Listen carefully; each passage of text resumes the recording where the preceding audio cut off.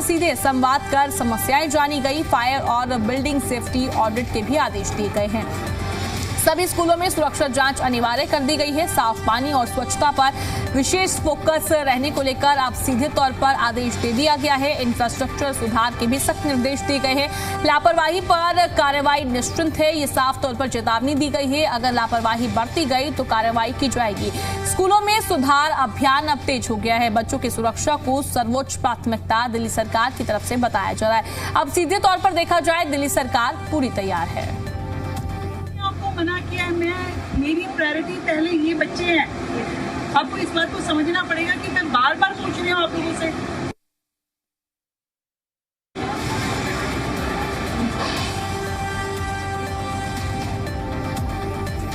कहाँ बोला है कि हमारा गेट नहीं है टॉयलेट में? आप मुझे दिखाओ ना। नहीं, ये चलना चाहिए। अगर कोई दुर्घटना हो जाए तो क्या करोगे? हम लोग 12th क्लास में, आपको पता है हमारी बोर्ड क्लास है, तो हमें ज़्यादा डेडिकेशन और डिसिप्लिन की ज़रूरत है। तो हम सबकी क्लास एकदम नीचे फर्स्ट फ्लोर पे कर दी और वहाँ पे छोटे बच्चे बहुत शोर मचाते हैं। असेंबली रोज होती है, इतनी गर्मी अभी तो कुछ मतलब ठीक हो रहा है, पर जब तक गर्मी होती है तब भी रोज असेंबली हो रही है। बच्चे बेहोश हो रहे हैं पर तब भी असेंबली नहीं हो रही है। एक आपका पानी का बढ़िया यहाँ पे वाटर एटीएम लगाना और दूसरा अच्छे वाला, ये दो चीज़ें जब आप गर्मियों की छुट्टियों के पास स्कूल आओगे, आप दोनों चीज़ें आपको मिलेगी। और जो 12th में जिन बच्चों के अच्छे रिजल्ट आएंगे उन्हें लैपटॉप देंगे। तो आप सबको लैपटॉप के लिए तैयारी करो। आप लोग क्लीनिंग स्टाफ, आपको मना किया जाएगा कि बच्चों को स्टाफ रूम से पानी नहीं करने देना। फिलहाल इस खबर पर ज्यादा जानकारी के लिए जी मीडिया संवाददाता तान्या चुग हमारे साथ राजधानी दिल्ली से जुड़ गई हैं।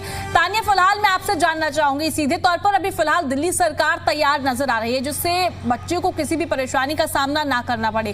फिलहाल मैं आपसे जानना चाहूंगी, क्या जो सतर्कता देखने को मिल रही है, चेतावनी देखने को मिल रही है, वो नियम कानून दिल्ली के स्कूलों में नजर आ रहे हैं? फिलहाल ये लापरवाही देखने को मिल रही है? जी तान्या। जी देखिए, कुछ दिन पहले मुख्यमंत्री रेखा गुप्ता ने एक वीडियो जारी किया था जिसमें उनका कहना था कि वो किसी भी वक्त किसी भी समय किसी भी स्कूल में इंस्पेक्शन के लिए पहुंच सकती है, एक औचक निरीक्षण के लिए। तो आज वही हुआ। सुबह जो है रूपनगर के सर्वोदय विद्यालय में मुख्यमंत्री पहुंची और इससे पहले हम देखेंगे तो लगातार अलग अलग स्कूलों से अलग अलग तरीके की कंप्लेंट्स आ रही थी।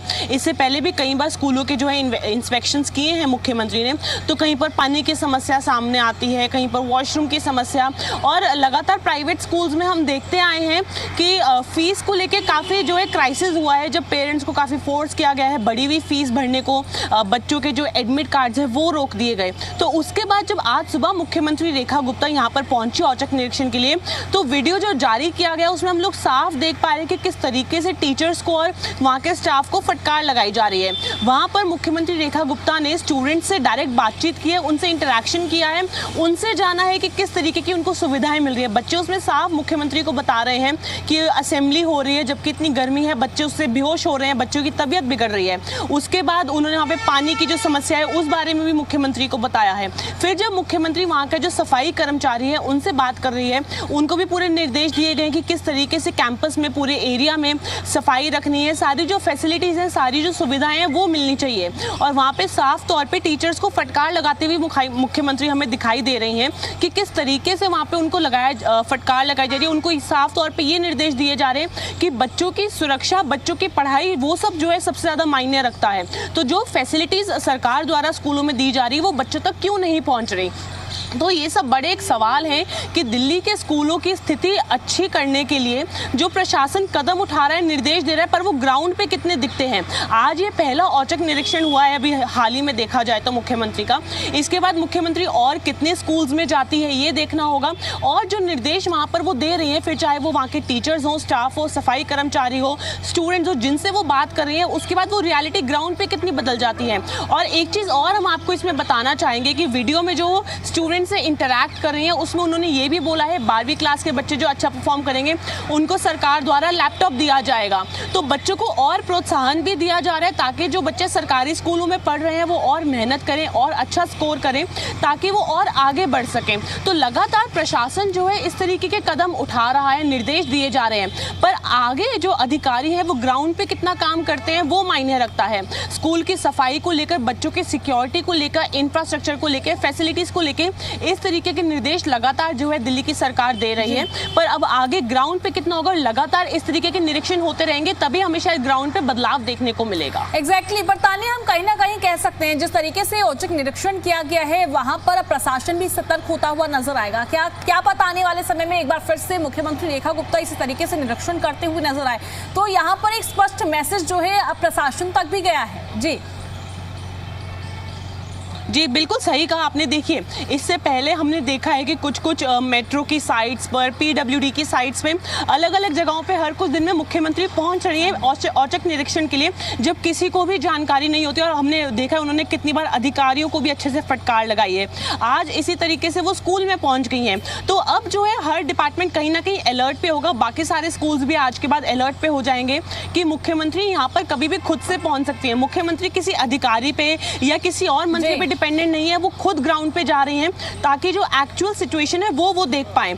तो इससे अब जो है बाकी सब डिपार्टमेंट, सारे अधिकारी, सब मिनिस्टर्स, हर कोई अलर्ट पे आ जाएगा कि अगर काम नहीं किया, ग्राउंड पे निर्देश का पालन नहीं हुआ तो अगला नंबर उनका हो सकता है। और किसी भी स्कूल में अब जो फायर को ध्यान में रखते हुए, सेफ्टी को ध्यान में रखते हुए ऑडिट के निर्देश भी दे दिए गए हैं। तो दिल्ली सरकार के सारे स्कूलों का जो है ऑडिट किया जाएगा, बिल्डिंग को ऑडिट किया जाएगा ताकि बच्चों की जो सेफ्टी, इसका मैसेज अब सीधे तौर पर अब बात प्रशासन की करें वहां तक जाता हुआ नजर आएगा। और आपने इस पूरे मामले को लेकर तमाम जानकारी दी, उसके लिए बहुत बहुत शुक्रिया। राजधानी दिल्ली में बढ़ रहे डेंगू के केसेस और प्रशासन इसके लिए क्या कदम उठा रहा है, इसी को लेकर जी दिल्ली एनसीआर हरियाणा ने एमसीडी स्टैंडिंग कमेटी के चेयरपर्सन सत्या शर्मा से खास बातचीत की है। उन्होंने क्या कुछ कहा है वो आपको सुनवा देते हैं, सुनिए जरा। काफी बढ़ गए और अप्रैल के महीने में अकेले में काफी केसेस हमारे सामने आए हैं डेंगू के। इसी पे बात करने के लिए हमारे साथ एमसीडी स्टैंडिंग कमेटी की चेयरपर्सन सत्या शर्मा जी हैं। सत्या जी, सबसे पहले हम बात करें कि अब अप्रैल के महीने में ही इतने डेंगू के केसेस आ गए हैं, तो किस तरीके से जो है अब कदम आगे तैयारी की जा रही है कि डेंगू से जो आ रहे हैं उससे बचाव हो सके लोगों का? देखिए, जैसा कि आप जानते हैं अप्रैल के महीने में जो बारिश हुई है वो बहुत अधिक हुई है। पिछले 18 वर्षों का ये रिकॉर्ड टूटा है कि इससे पहले कभी अप्रैल में बारिश नहीं होती थी।